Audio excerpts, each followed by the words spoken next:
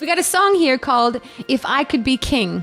Yeah. Is that one of yours that you've written? It's I wrote it with a guy called Dave Calhoun. He's a great guitarist. He played with he played on Bow Wow Wow's kind of second load of touring. He replaced their guitarist who passed away, and he's a great songwriter, and he's actually a good friend. So I went to his studio and just tried to get some vibes together, and I really love that song. I Could Be King. What inspired this track? Well, he had a kind of half a chorus, and I took it away, and it's basically about meeting somebody after a long while who's changed, and you're disappointed in that. All right, there's an introduction to a song by Paul Marazzi. This is your vocals, yeah? Yes, it is. And a co-write. It's an unreleased song, an exclusive to Fame Games. Very exclusive, first time ever. A real treat for our listeners. If you like this track, don't forget to let us know. You can call MMI on 952-80-70-63. I'll give you the details about our website after this. This is the debut track from Paul Marazzi, If I Could Be King.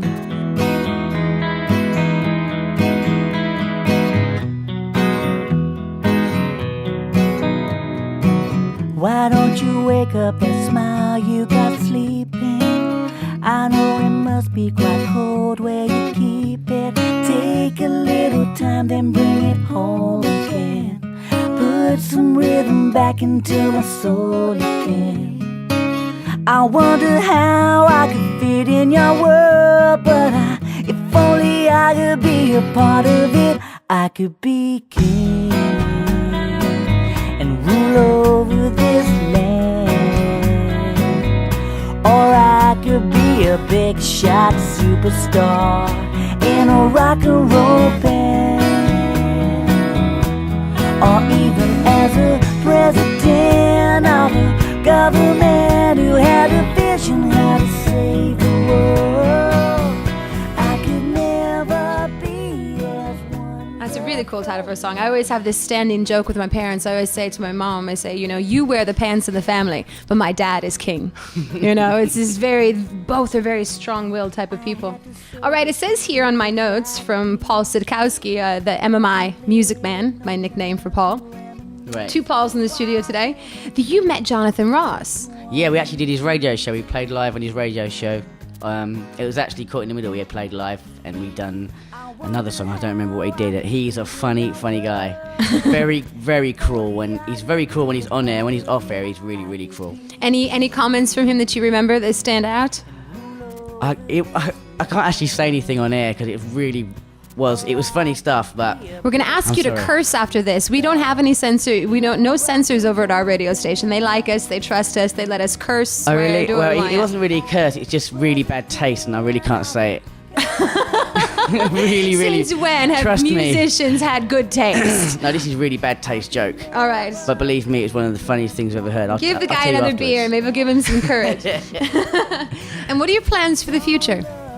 Well, the near future, I'm actually going on tour to Germany with the Spencer Davis group, which is brilliant because he's obviously a bit of a legend. And a bit? Yeah. He's created some of the legend, many legends. I know. And he actually phoned me up about 3 weeks ago and just said, I really like your voice and I like your songwriting. He wants me to write with him and sing some songs on his tour. So. How did he get your number?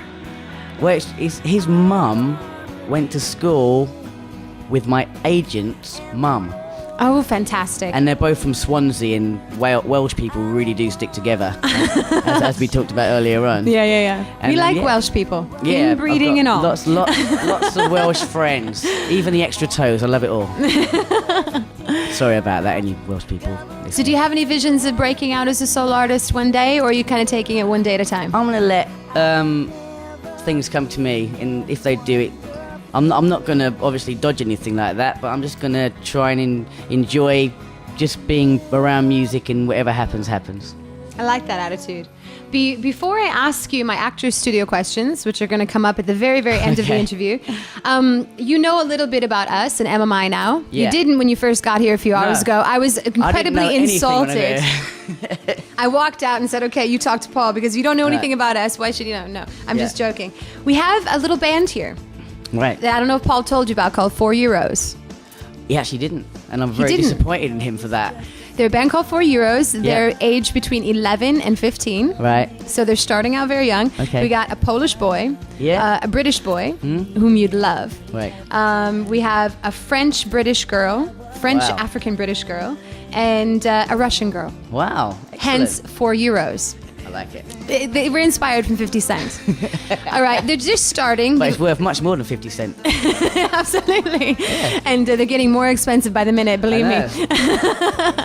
So they've been training with us for 2 years, Wow. taking voice lessons, dance lessons, music business classes, Yeah. recording. They're recording their first material. They've got a track called Gimme a Break. I don't wanna clean up my room.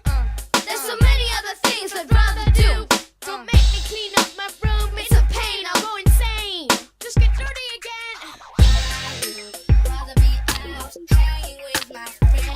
Yeah, I'm stuck like in cage, wheels and brands. Wanna go ballistic, not too realistic. Really good time on my own time. Yeah, that's About how they don't like to clean their room. Exactly. Appropriate. Who does?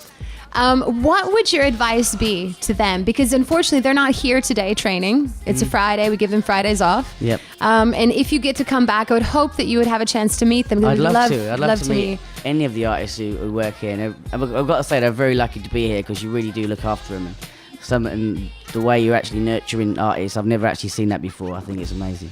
Oh, thanks. But since they're not here for the moment, could Right. you impart some music business advice, perhaps? Because artistic advice kind of has to come from your own soul and as individual. But music Right. business, from your experiences, what would you not do again?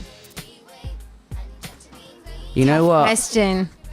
If I could do it all again and know what I know now and just dove in head first blindly, I don't think I would have done as well as I did. Really? Yeah, I think it's the naivety of youth mixed with just total balls out action that really does bring the best out of people. So just go for it. Go for it. Obviously get good people around you, but they've got good people around them, so I reckon you should just go balls out and do it. Well, that's actually very good advice because we've been putting a potential recording contract for Euros. Really? And you know what? They're all holding back. Oh. They're scared. Are they? Yeah, they're scared. They're not sure if they're good enough. They've been training for 2 years. Even Jake Waby, who's actually, I think, one of the youngest members of the band, has been training with us since he was 8. think I'm too slow for ya. Look, I'm never out of time. You think I'm too much for ya. As a crime. Too different. Odd one out. Eccentric.